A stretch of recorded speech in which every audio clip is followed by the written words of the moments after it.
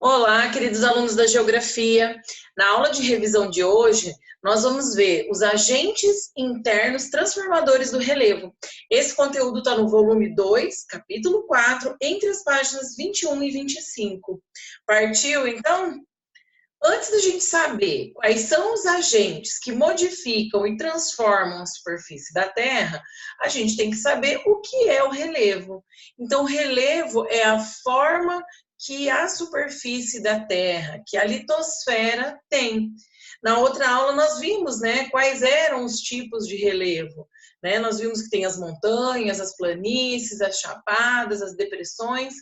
E hoje a gente vai ver quais são os fenômenos e os processos que transformam e produzem aquelas formas, essas formas da superfície da Terra.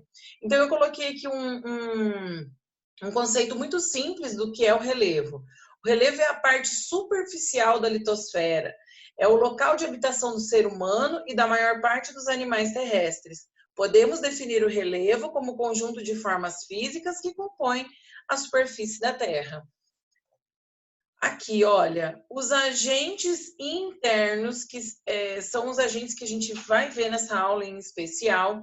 Então, nós temos aqui, olha, a forma da superfície terrestre e os fenômenos e processos que acontecem no interior da crosta terrestre. O que acontece no interior da superfície da Terra que faz com que alguns eventos aconteçam na superfície. Em uma outra aula, nós veremos, então, os agentes que modificam o relevo que acontecem sobre a superfície da Terra, né? Então, os agentes externos. Olha, os agentes internos ou endógenos, então os fenômenos que acontecem no interior da crosta terrestre que modificam o nosso relevo.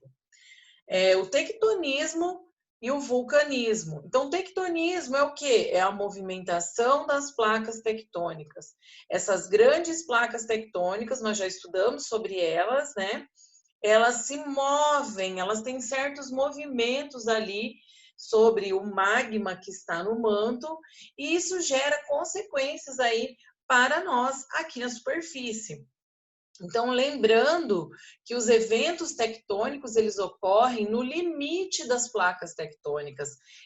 Olha só aqui, né? Então, a gente tem um mapa aqui de todos os limites, as bordas das placas tectônicas. Então, as atividades vulcânicas, os terremotos, formações de cadeias montanhosas ocorrem no limite, né, próximo ali às bordas da placa tectônica. Lembra que eu comentei aqui o Brasil, ó, por que o Brasil não é um país com tradições de acontecer esses eventos geológicos, né, tectônicos, como o terremoto, por exemplo?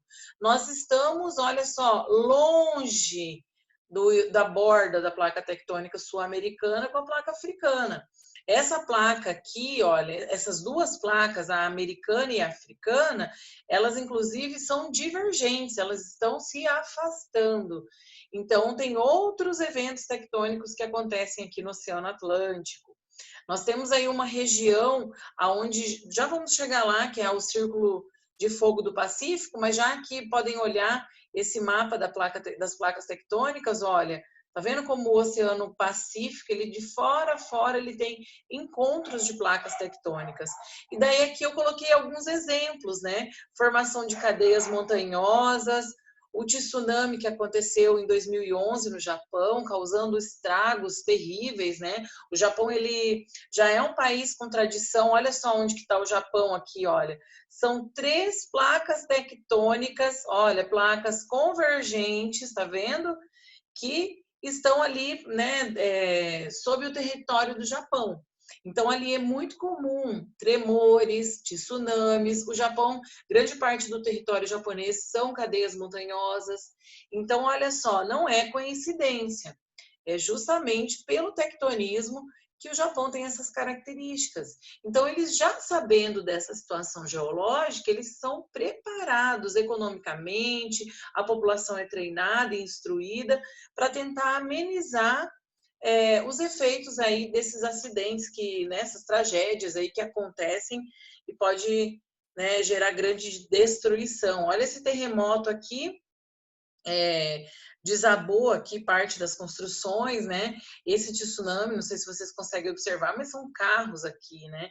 Causou grande estrago. Tem uma foto que eu até poderia ter adicionado aqui, mas tem um prédio e tem um navio, né? Um navio não, um barco em cima desse prédio. Quer dizer, depois que a onda recuou, né, o barco ficou em cima de um prédio ali, um pequeno prédio de 3, 4 pisos, né? Então, ele causa bastante estragos. Olha aqui o Círculo de Fogo do Pacífico. Aqui, então, olha, foi destacado essa região do Oceano Pacífico. Então, aqui é o oeste do continente americano. Lembra, olha, Cordilheira Montanhosa de norte a sul do continente, não é coincidência, tem um encontro de placas tectônicas nessa região.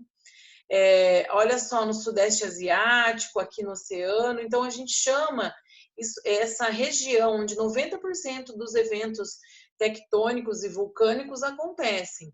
Né? Imagina, quase todos esses eventos acontecem nessa região. Reparem aqui, olha, vulcões, é onde tem esses símbolozinhos vermelho. Reparem, ó, tudinho perto dos limites das placas tectônicas.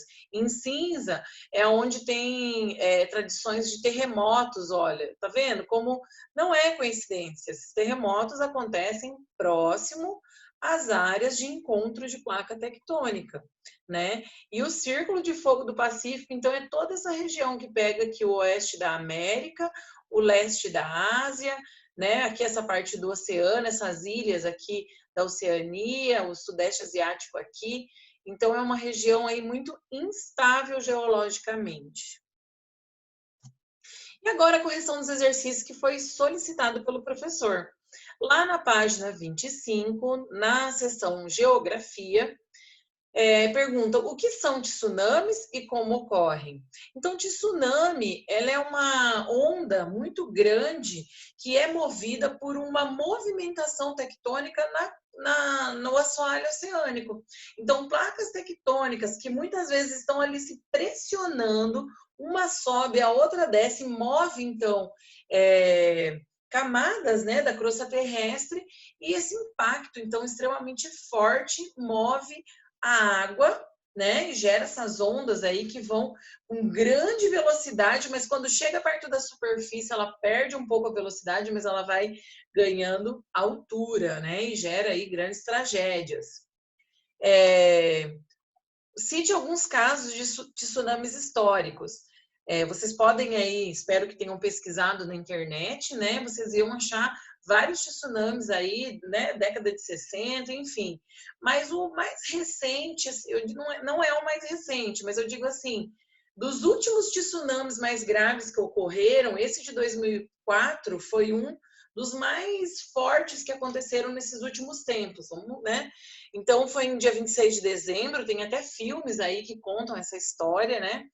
Um tremor submarino de magnitude, olha só, de magnitude 9,3. Então, naquela escala de 0 a 10, né? Imagina, o mais poderoso nos últimos 40 anos.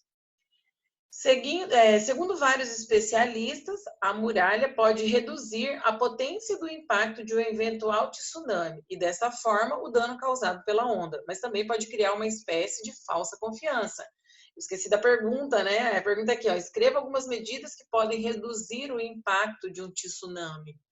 Então, o Japão, por exemplo, em algumas regiões, já que eles sabem, né, de tradição aí que aconteçam tsunamis, eles ergueram algumas muralhas.